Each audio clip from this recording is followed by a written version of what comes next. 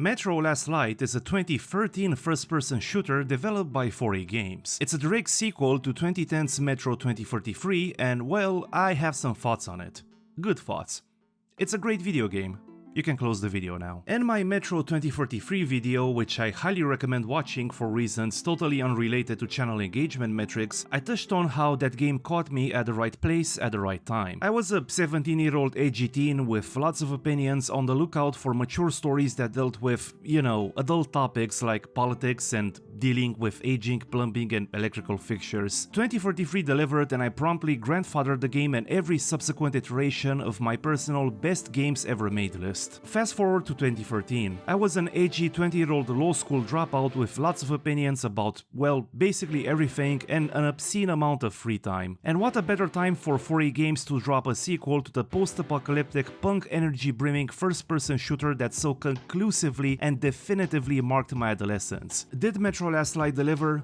Oh yes. Yes, it freaking did. It was exactly what I wanted from the sequel. Cozy hub locations with interesting themes and side stories, a higher emphasis on world building and faction politics, better stealth mechanics, the occasional terror-inducing semi-open-ended level. Yeah, it was great. Did I take some issue with the game's over-reliance on set pieces and transition to a more action-oriented pace? I mean, sure, but it's not like 4A Games betrayed the core tenets of the series to reach a wider audience. Last Light is still very much a Metro game through and through. So today we're gonna take a look at Metro Last Light, more specifically the Redux version released in 2014. Also, this video contains endgame spoilers for Metro 2043 and some light spoilers for Metro Last Light. Also, I have a Twitter with tweets and a Patreon where you can support the channel with real-life money. Okay, let's do this.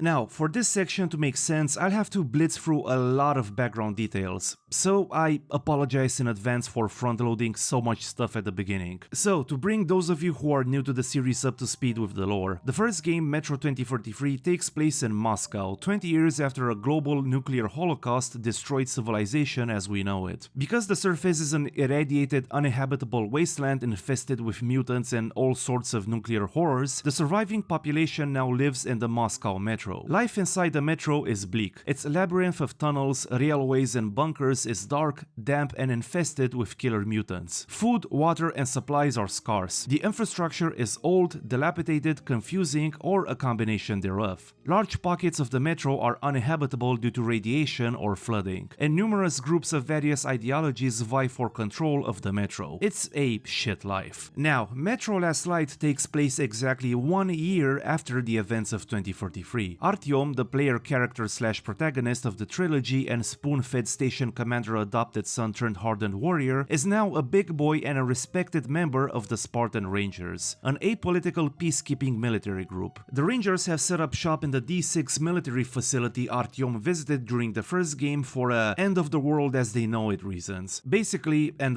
spoilers for Metro 2043, the Rangers plan to use the missile silo in D6 to destroy the Dark One's hive. The Dark Ones were a sapient species descended from the humans who survived the nuclear apocalypse, who the Rangers, Artyom included, thought to be malevolent. But in reality, the Dark Ones were merely trying to communicate with the remnants of humanity using Artyom as a conduct, with whom they formed a psychic link back when Artyom, as a kid, was saved by a Dark One from a group of mutants on the irradiated surface. Interestingly, the story also implies that Artyom is kinda sorta indirectly responsible for the mutant infestation in the metro, because he kinda snuck out on the surface without permission and kinda left the door open, but that's beside the point. Anyways, 2043 the game has two possible endings. In the canonical ending, also the book ending, Artyom allows the missiles to rain down on the Dark One's hive. In the alternate ending, available only if the player has done enough good deeds to unlock it, Artyom figures out the Dark One's true intentions and destroys the laser guidance device. Metro Last Light follows the book's ending, which is an interesting and very thematically appropriate choice as it fits the series' melancholic vibe and sense of loss. This brings us to the present. News about the discovery and capture of D6 has spread throughout the metro, and everybody wants a piece of it, especially the communists and the Nazis who have their own plans as to, you know, how to put its contents to use. And they're not good plans. Meanwhile, a grief and guilt-stricken Artyom is informed by Khan, a sort of metro hippie that introduced our protagonist to the metro's supernatural dimension in the previous previous game that a single Dark One survived the missile strike. He believes that the Dark One is key to humanity's survival and future and wants to communicate with it. But Miller, the leader of the Rangers, wants to eliminate it. So he sends you to the surface with his daughter and best sniper Anna to locate the Dark One and destroy it. And that's pretty much the premise of Last Light. Overall, I think Metro Last Light has a way stronger hook than 2043, simply because Artyom is in a much more interesting place as a character. He's not a privileged, naive and adventure-hungry son of a station commander, but a fully mature young adult who's seen some shit and is actively doing his part in trying to make the Metro a nicer place for its citizens. Emphasis on trying, because if you know anything about this universe, that's easier said than done. Unlike 2043, which was essentially a coming-of-age story with a post-apocalyptic and supernatural twist, Last Light places a higher emphasis on factional politics and conflicts. The major factions besides the Rangers, the Red Line, the Reich and Hansa, all have different ideas about how the contents of D6 should be used. All of them more or less revolving around reverting the politically decentralized Metro to a pre-war status quo where one ideology was dominant. I'm tiptoeing around major spoilers, as you can see. Much like 2043, Last Light's main theme is loss, and the lengths that some people go to cope with it. Now obviously the loss goes deeper than the material, so to speak.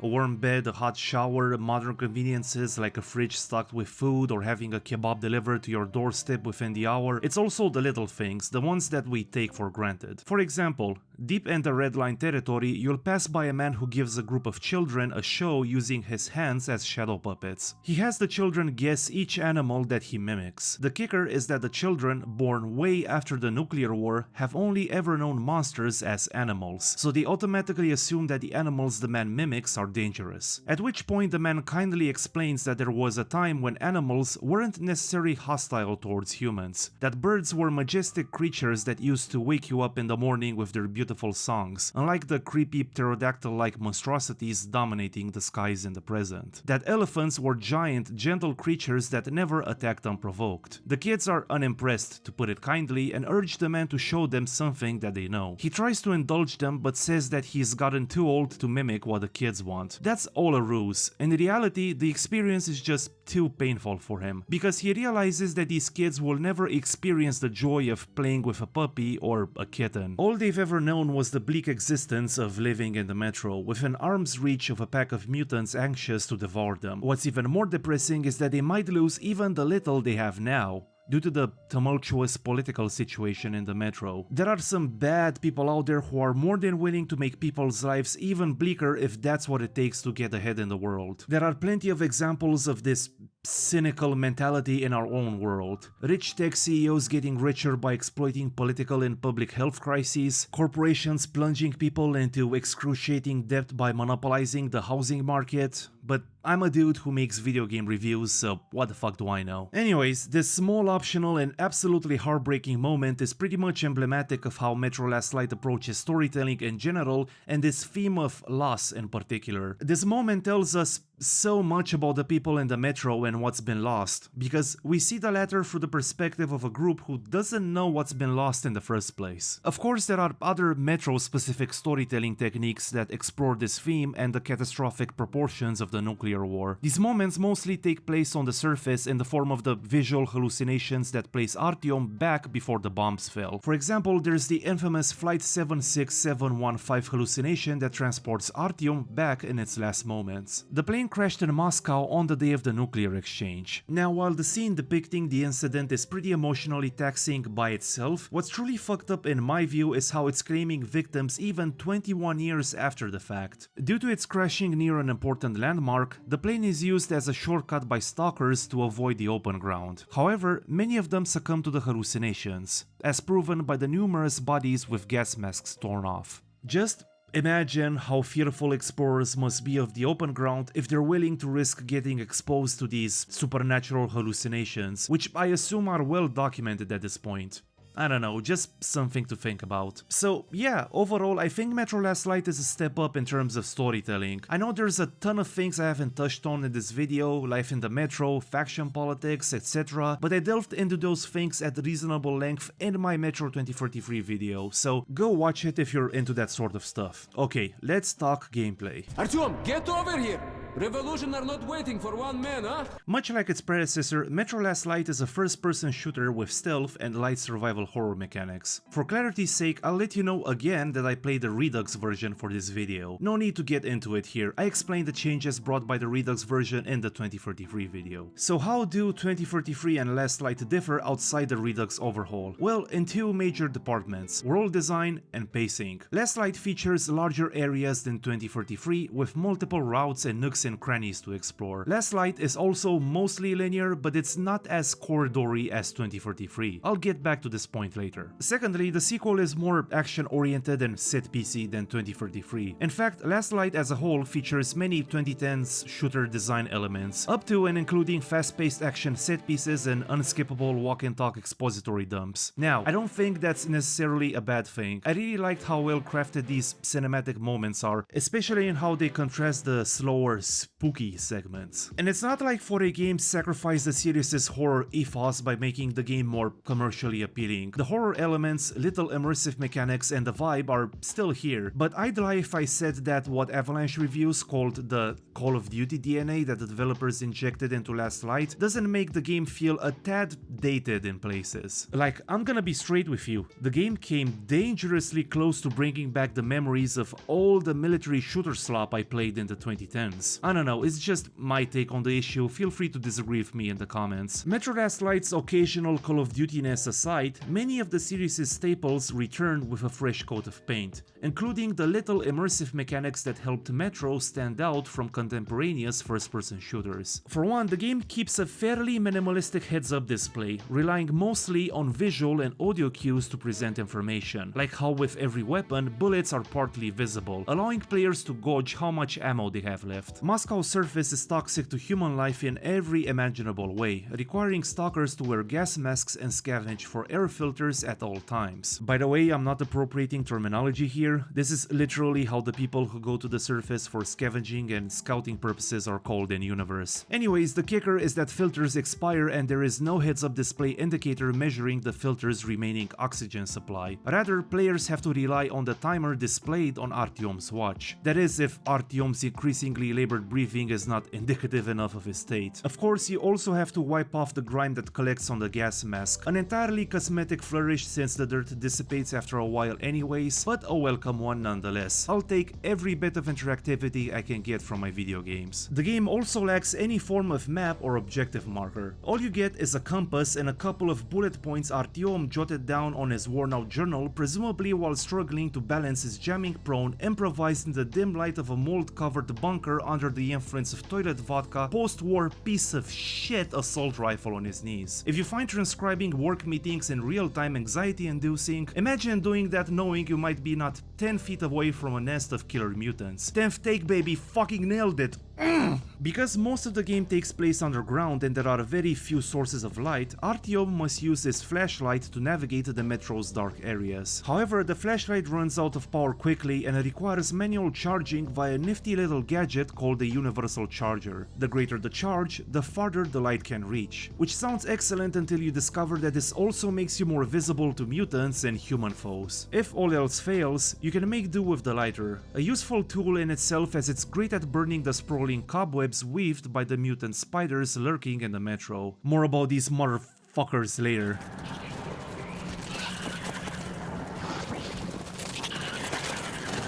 In Last Light, bullets have to be carefully rationed, especially on higher difficulties. There are two ammo types, so to speak, lower quality post-war ammo and pre-war military grade ammo. The former is more plentiful but does lower damage, while the latter is rarer but has a higher damage output. Players are incentivized to use military grade ammunition as sparingly as possible, not only due to its scarcity, but also the fact that it's used as currency in the metro. These are some of the tiny mechanics Metro Last Light employs to enhance immersion via interactivity. Their existence and clever implementation is why I tend to be less harsh on the cinematic, action-oriented direction the sequel took. I think both can coexist peacefully. With that out of the way, let's talk a bit about the moment-to-moment gameplay. Much like Metro 2043, Last Light has a mission-based structure, but while the mission objective and outcome are predetermined, it's up to you to decide how to approach it. whether guns blazing, stealthily, or a mix of both. Let's start with the shooting. 2033's gunplay had a certain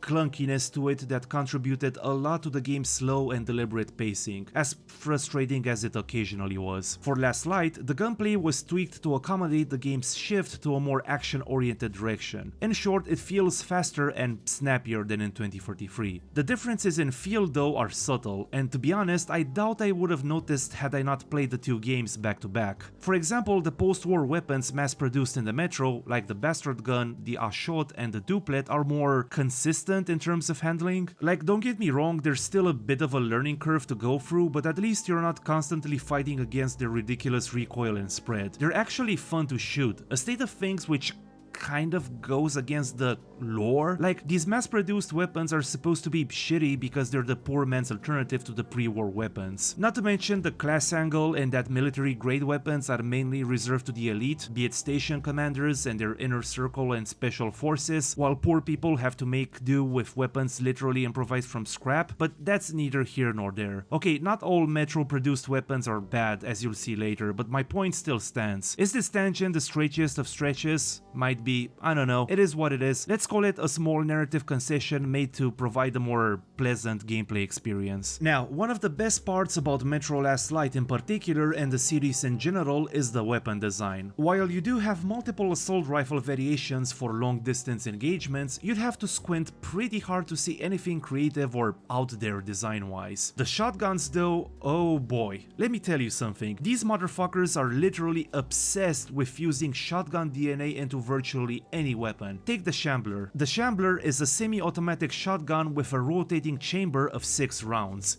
It's basically a giant revolver cosplaying as a shotgun, or 6 tiny revolvers in a shotgun-shaped trench coat, however you want to put it. Then there's the, I don't know how to pronounce this, Abzats, a gigantic, monstrous amalgamation of machine gun and shotgun that I'm pretty sure violates every possible safety and design convention. It's derived from a cut-down machine gun rechambered for shotgun shells. It is insane. But believe it or not, that barely scratches the surface. Meet the Bygone, yet another shotgun variation, but with a, I shit you not, bicycle seat as a stock and a handlebar with a brake lever as a trigger. You heard me right, it's a shotgun made out of bicycle scraps. This is some Ed and Eddie type of shit and I'm all for it. All weapons can be equipped with various attachments. Again, they're mostly the same ones from Metro 2033, so there's no use in talking about them here. However, I'll let you know that the game lets you attach silencers to shotguns for some reason. Why anyone would want to silence these beautiful monstrosities is beyond me, but who am I to judge? As for the actual moment-to-moment combat, it's multiple degrees more fluid and enjoyable this time around. Broadly speaking, there are 2 types of enemies: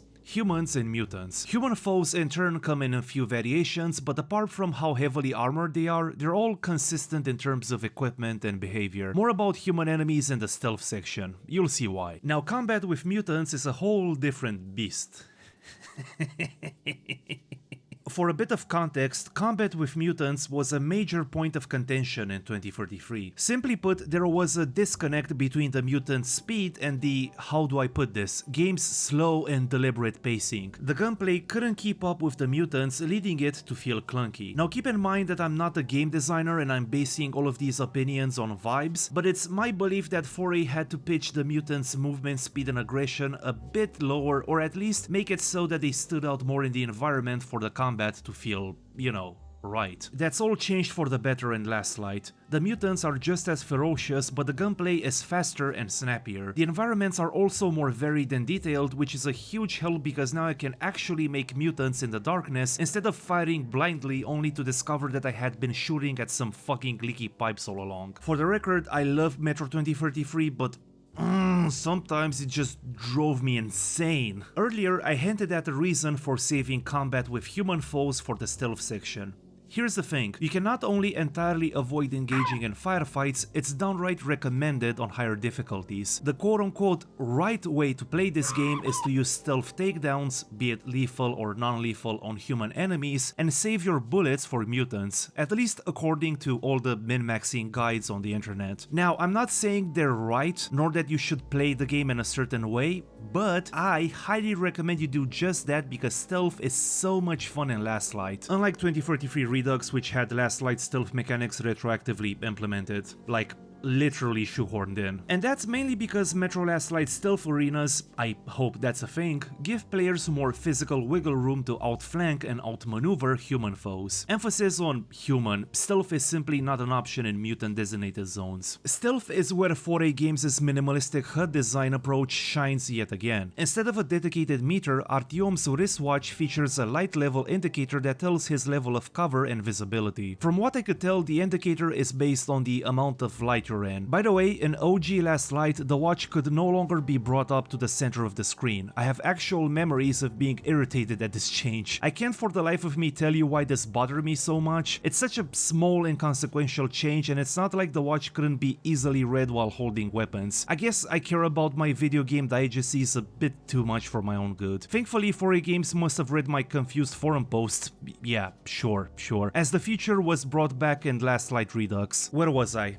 Oh yeah, stealth. So, in light of the indicator's existence as a game mechanic, you can probably guess the game allows for some light manipulation shenanigans. Nothing fancy, like lights can be shut off from strategically located generators, light bulbs and oil lamps turned off, stuff like that. It's the kind of environmental interactivity I always appreciate in video games. Now, if I could only short-circuit electrical installations by spilling water on them, now that would be something. Not that kind of game though. However, Last Light stealth is not perfect. Much like 2033, enemies are wildly inconsistent in terms of behavior. You could be spotted in pitch darkness from a mile away or walk up next to an enemy in full light and somehow remain hidden. Sometimes they're alerted by knife kills performed in complete darkness, while other times they're not. I also recall some downright infuriating moments where knocking someone out made a noise that attracted attention. But again, this is not always the case, it's basically a coin toss. This is why you should always rely on your wristwatch, because it's often more reflective of reality than what you can, actually see with your eyeballs. Here's another kick in the balls. Metro Last Light is checkpoint based, meaning that if you fuck up, or the likelier scenario, the game throws a wrench in your plans, you have to do the whole section all over again. That said, I still recommend stealth over aggression for full immersion. It just makes more sense in this universe,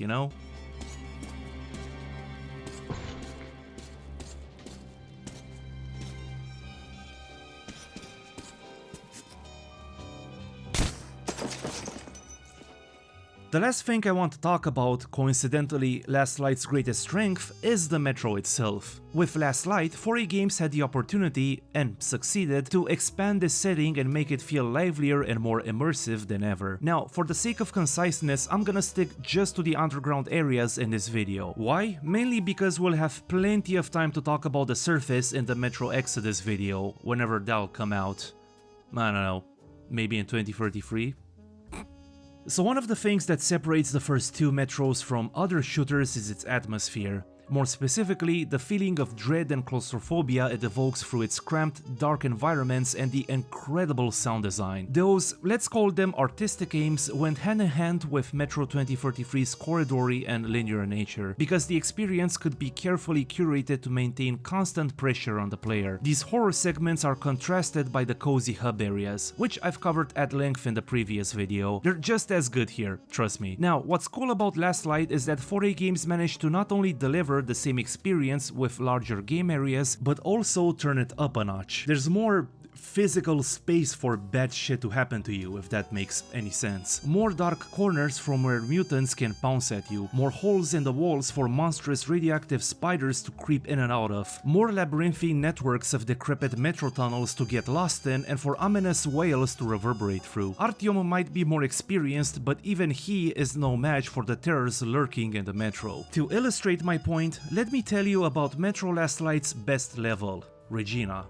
Oh boy, Regina is the heart and soul of Last Light. Everything that's great about this game in one tense, half-hour-long package. If you had me name my top 10 all-time favorite video game missions, gun to my head, Regina would 100% make the list. Hell, it even make the top 5 if Dishonored 2 hadn't existed. But again, that's a story for another video. The level has Artyom venturing through a long tunnel on his way to Venice, a crime-ridden independent station that services the underground economy economy with its brothels, gambling dens, shady dive bars, and other stuff. Problem is, this tunnel is dangerous even by the metro standards. Those naive enough to make the journey on foot rarely return alive. While running from the communists, Artyom stumbles across Andrew the blacksmith, an old friend who assisted him during the events of the first game. Andrew presents Artyom with his masterpiece, a custom-made heavily armored railcar built for smuggling refugees from the Reich and the Red Line to Hansa and other neutral stations. Regina is not necessarily built for combat, but it's perfect for outrunning mutants. So on we go to Venice. Despite featuring a railcar, the level itself is not exactly on rails, if you catch my drift. The tunnel is flanked by service rooms and various nooks and crannies that you are free to explore, if you feel like it, of course. There you can find lots of goodies like ammo caches, mask filters, guns, weapon attachments, and so on. Of course, there is a good reason why this area is brimming with supplies. They were left behind by fools who, like you, dared to adventure off the beaten path and succumbed to whatever horrors lay there. Okay, enough stalling.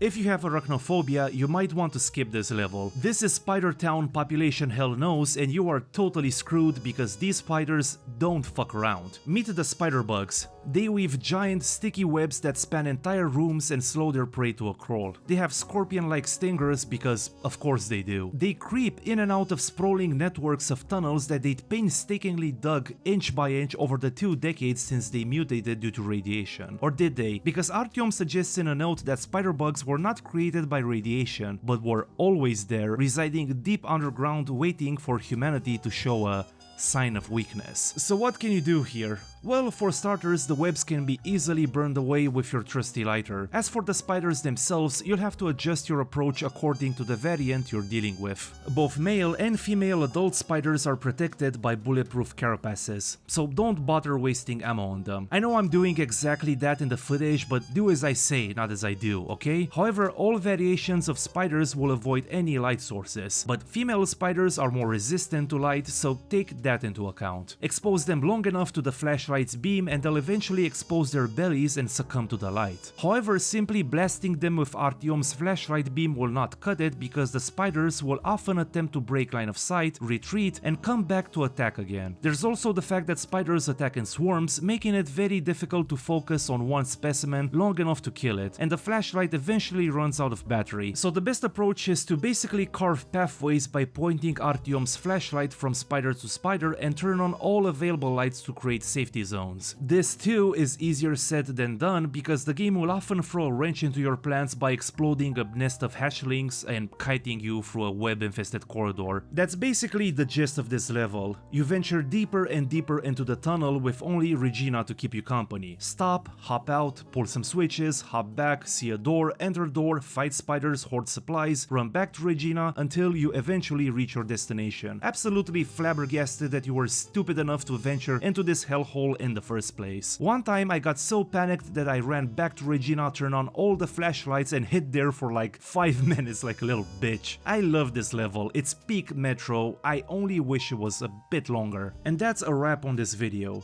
Metro Last Light is not flawless, in fact none of the Metros are, as you'll see in my future Metro Exodus video, but it has a great atmosphere, an intriguing story, great world building, immersive mechanics, cool monster design. It managed to accomplish it with a fraction of the budget of its corporate-backed peers. It has a soul, and I love it for that. Thanks for watching. A special thank you to my friend Fang Z for designing this wonderful animation. She is insanely talented and I'm so grateful for all the work she put into creating it. Please check out her socials linked in the description, follow her, commission her, she deserves all the attention she can get. And of course, a huge thank you to my patrons whose generosity makes these videos possible. I'll see you next time.